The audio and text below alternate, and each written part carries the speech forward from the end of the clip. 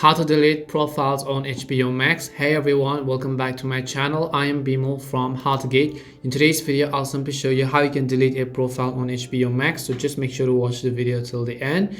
If you want to delete a profile from HBO Max, what you want to do is you can delete a profile on HBO Max by tapping on the profiles button in the bottom right corner. Then right over here, you can see the profile icon and you want to select the option called switch profiles.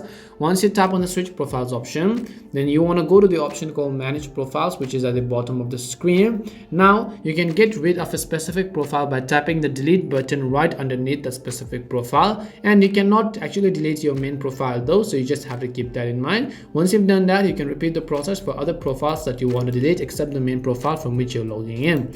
And that's all it takes to delete profile on HBO Max. We hope the video was really helpful. If it did help you, then make sure to leave a like and subscribe to our channel. If you've got any more questions, feel free to leave them down. Thank you very much for watching till the end, and see you soon in our next video.